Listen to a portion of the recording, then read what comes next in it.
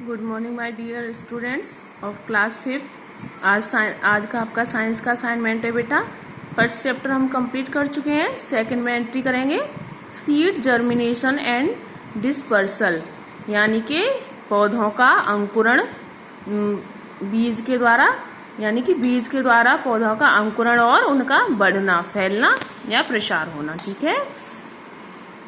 We learn about vegetative propagation through roots.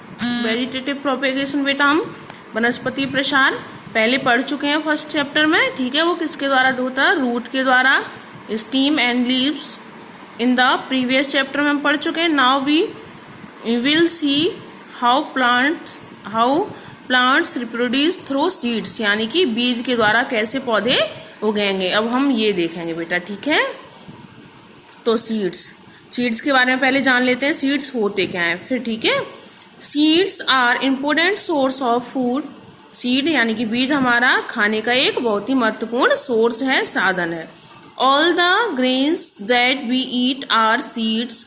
All grains, जो भी सारे अनाज हम खाते हैं वो बेटा सारे सीड्स होते हैं। फॉर एग्जाम्पल जैसे कि राइस, वीट, जैसे कि चावल हम पका के चावल खाते हैं, वीट यानी कि जिसकी हम रोटी बना के खाते हैं, ग्रेन्स चना, काइंडली बीन्स बेटा वेजिटेबल सब्जी के रूप में खाते हैं, पीज ये भी मटर सब्जी के रूप में खाते हैं। Are all example of seeds, ये सारे सीड्स के एग्जाम्पल हैं। कोरिएंडर यानी कि आपका धनिया, मस्टर्ड सरसों एंड क्यूमिन बेटा बोलते हैं जीरे को, आर आल्सो सीड्स, ये सभी सीड्स हैं। Seeds are of different shapes and size. जो भी सीड्स यानी कि जो भी बीजों का बेटा आकार होता है और उनका साइज एंड शेप्स और उनकी बनावट होती है। बीजों की बनावट और आकार बिल्कुल अलग अलग होता है। आपने सबने जीरा देखा होगा, जीरा है, गेहूं है, ये सब की शेप अलग होती है। Some seed like custard, datura, mango are big in size, ये सारे बेटा साइज में बिग होते हैं। While the seeds of mustard, cardamom, cumin are very small in size, और ये सारे बेटा मस्टर्ड यानी कि सरसों, कार्डमोम यानी कि इलायची। हाँ एक बात बता दें, इलायची पूरा आपने ग्रीन कलर की देखी है, वो बेटा उसका सीड नहीं होता है। जब उसको हम छिलके को हटाते हैं अंदर ब्लैक कलर के छोटे छोटे से सीड्स निकलते हैं, वो उसके सीड होते हैं। ठीक है। इलायची के। Cumin are very small in size, ये साइज में स्मॉल होते हैं।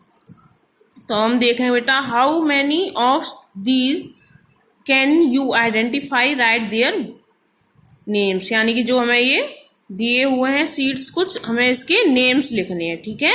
तो ये सारा काम आप करोगे लिखने का। विच of these seeds have smooth texture, यानी कि जो भी अच्छे देखने में चिकने होते हैं, चिकनी बनावट के होते हैं, बहुत स्मूथ सॉफ्ट होते हैं, आप उस पर राउंड करोगे।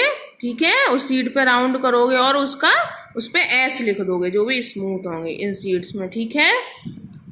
नेक्स्ट है बेटा which of these seed are flat in shape, जो भी शेप में फ्लैट होते हैं। ठीक है। उस पे आप क्या लिखोगे? एफ लिख दोगे।